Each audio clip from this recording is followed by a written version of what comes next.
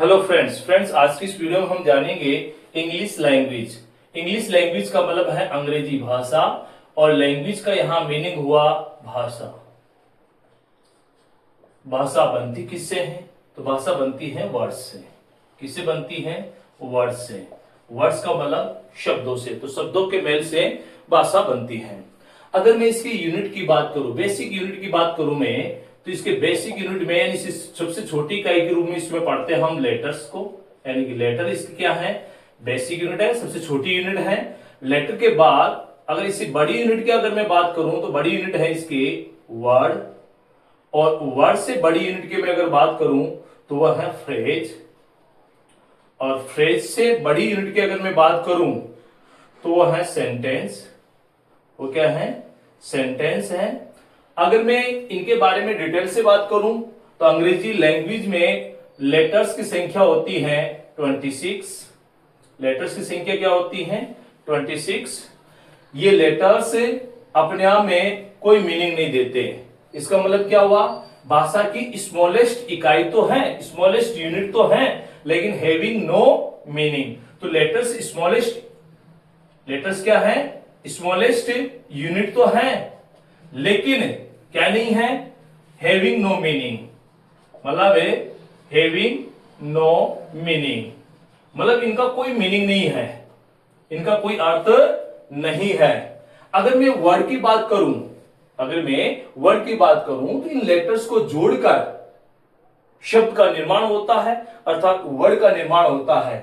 अगर मैं वर्ड की मीनिंग की बात करूं तो वर्ड हैज अ मीनिंग। तो वर्ड्स का अपना में एक मीनिंग होता है। वर्ड से क्या होता है?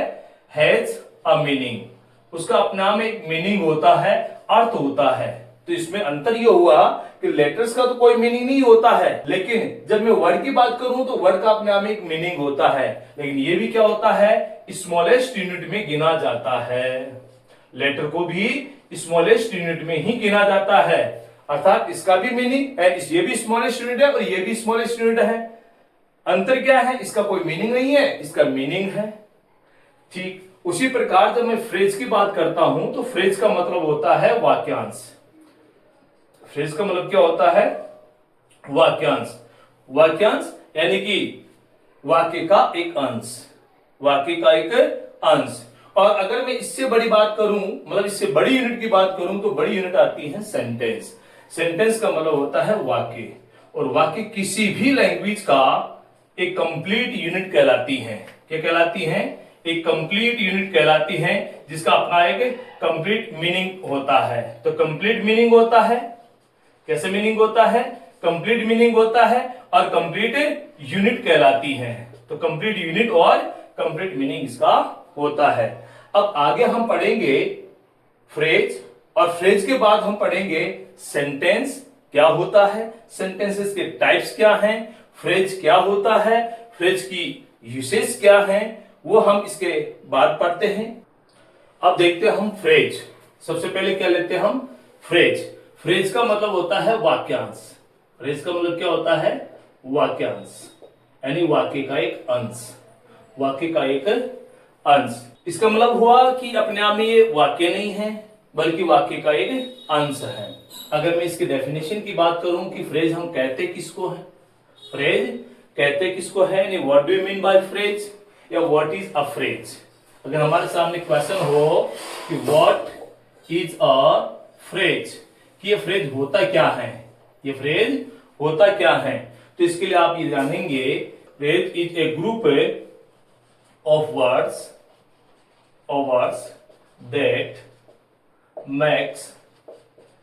that makes some sense, but not complete meaning कह सकते हैं या फिर सेंस कह सकते हैं। Both are equal, both are correct. तो इसका मतलब हुआ कि ये जो फ्रेज है, ये फ्रेज वर्ड्स का एक ग्रुप है। फ्रेज क्या है? वर्ड्स का एक ग्रुप है, जिसका अपना एक मीनिंग है, एक सेंस है, लेकिन सम सेंस की बात कर रहा है ये, इसका कुछ अर्थ होता है, लेकिन कंप्लीट अर्थ नहीं होता। तो इसका मतलब यह हुआ कि फ्रेज शब्दों का समूह है जिसका अपना एक अर्थ है, और अर्थ होने के साथ ही इसका कंप्लीट मीनिंग नहीं होता। अगर ये कंप्लीट मीनिंग होता तो इसको हम सेंटेंस कह देते। अब जब ये सेंटेंस नहीं है, इसका मीनिंग कंप्लीट नहीं है, तो हमें बात ये समझ में आनी चाहिए या हमें ये समझना चाहिए कि जब फ्रेज को हम बनाएंगे, जब हम फ्रेज की अगर हम बात करते हैं तो ये फ्रेज बनता कैसे है, कि हम एक फ्रेज कैसे बनाते हैं, फ्रेज बनता किससे है। तो फ्रेज बनाने के लिए we must have at least 2 or more words, 2 or more words। इसका मतलब हुआ कि एक फ्रेज बनाने के लिए हमारे पास कम से कम 2 या 2 से अधिक वर्ड्स होने चाहिए। इसका मतलब हुआ कि एक सिंगल वर्ड कोई फ्रेज नहीं बनाएगा। अगर मैं मिल्क की बात करूं तो सिंगल वर्ड है, इसको हम फ्रेज नहीं कहेंगे। अगर मैं इससे पहले हॉट वर्ड लगा देता हूं तो इसका मतलब क्या हुआ, हॉट मिल्क, ये अपने आप में एक फ्रेज है। अगर मैं कह दूं शर्ट, तो शर्ट अपने आप में सिंगल वर्ड है, कोई फ्रेज नहीं बनाता। और अगर मैं कह दूं कि माई शर्ट, मेरा शर्ट, तो एक फ्रेज बनाता है। इसी प्रकार मैं कह दूं टेबल, इसका मतलब मेज, कोई वर्ड कोई फ्रेज नहीं है। और मैं कह दूं कि दैट टेबल, तो ये अपने आप में एक फ्रेज बनाता है, ये अपने आप में क्या बनाता है, एक फ्रेज बनाता है। अगर मैं कह दूं in the room, in the room क्या है, एक फ्रेज है। ऐसे में कह दूं the boys of this school, the boys of this school, तो इसका मतलब क्या है, ये सारे वर्ड्स मिलकर एक फ्रेज बनाते हैं। तो फिर एक सेंटेंस में फ्रेज का क्या रोल है, क्या यूसेज है, कहां जरूरत है इन फ्रेजेस की एक सेंटेंस में। सबसे महत्वपूर्ण बात, सबसे इंपॉर्टेंट थिंग जो हमें सीखनी है, समझनी है, वो ये है कि जब मैं ये पढ़ा रहा हूं तो ये फ्रेज की हमें कहां जरूरत है इंग्लिश लैंग्वेज को सीखने के लिए। तो फ्रेंड्स ध्यान दे, जब भी हम सेंटेंस की बात करते हैं, तो सेंटेंस का बेसिक स्ट्रक्चर हमारे दिमाग में आता है। और वो बेसिक स्ट्रक्चर क्या है, बेसिक स्ट्रक्चर में हम पढ़ते हैं सब्जेक्ट, फिर हम पढ़ते हैं वर्ब, और वर्ब के बाद हम पढ़ते हैं ऑब्जेक्ट, वर्ब के बाद हम क्या पढ़ते हैं, ऑब्जेक्ट। ऑब्जेक्ट नहीं है तो हमारे पास होगा कॉम्प्लीमेंट। क्या होगा, कॉम्प्लीमेंट। कॉम्प्लीमेंट का मतलब है पूरक। ये कॉम्प्लीमेंट 2 प्रकार से हैं, एक सब्जेक्ट कॉम्प्लीमेंट होता है, एक ऑब्जेक्ट कॉम्प्लीमेंट होता है। लेकिन हम उसकी बात नहीं कर रहे हैं, हम बात कर रहे हैं कि एक सब्जेक्ट, एक सेंटेंस का बेसिक जो स्ट्रक्चर होता है उसमें होता है सब्जेक्ट, वर्ब, ऑब्जेक्ट या फिर कॉम्प्लीमेंट। अब इसके रोल की बात करते हैं कि एक जो फ्रेज है, ये फ्रेज का एक सेंटेंस में क्या इंपॉर्टेंस है, हम क्यों पढ़े, कहां जरूरत है। तो फ्रेंड्स मैं आपको बता दूं, यह फ्रेज किसी सेंटेंस का सब्जेक्ट का रोल कर सकता है, ये किसी सेंटेंस में वर्ब का रोल करता है, तो किसी सेंटेंस में ऑब्जेक्ट के स्थान पर आता है, तो किसी सेंटेंस में ये कॉम्प्लीमेंट के स्थान पर आता है, और कई बार ये एडवर्बियल के रूप में भी प्रयोग किया जाता है। तो हम यूं कह सकते हैं कि एडवर्बियल के रूप में भी इसको हम सेंटेंस में देखते हैं। तो इसका मतलब हुआ कि फ्रेज का यूसेज की अगर हम बात करें तो एक सेंटेंस में अलग अलग जगह इसका यूज हमें देखने को मिलता है। अब बात करें हम इसके फ्रेज के यूसेज की, मतलब एक सेंटेंस में एक फ्रेज का यूसेज यानी इसका प्रयोग हम कहां करेंगे, कहां जरूरत होगी और क्यों पढ़ेंगे। तो फ्रेंड्स, एक सेंटेंस का जो बेसिक स्ट्रक्चर होता है उसमें सब्जेक्ट होता है, वर्ब होती है, ऑब्जेक्ट होता है, या ऑब्जेक्ट की जो कॉम्प्लीमेंट होता है, या फिर एडवर्बियल भी हमें कई बार देखने को मिलता है। अगर रोल की मैं इसमें बात करूं तो एक फ्रेज का रोल इसकी जगह भी होता है, इसकी जगह भी होता है और इसकी जगह भी होता है। इसका मतलब ये कहीं पर भी यूज किया जाता है और इसका एक सामूहिक मीनिंग हमें देखने को मिलता है। अगर मैं सेंटेंस देखता हूं, राम इसका क्या है, सब्जेक्ट, इज इसकी वर्ब है, माय ब्रदर मेरा भाई, माय ब्रदर मेरा भाई, तो राम इज माय ब्रदर, ये इसका एक कॉम्प्लीमेंट है। मैं थोड़ी सी जानकारी आपको बता दूं कि बी वर्ब, अब बी वर्ब के दो रूप हैं। एक रूप क्या है इसका, प्रेजेंट का, एक इसका रूप क्या है, प्रेजेंट का फॉर्म है, दूसरे इसका पास्ट का फॉर्म है।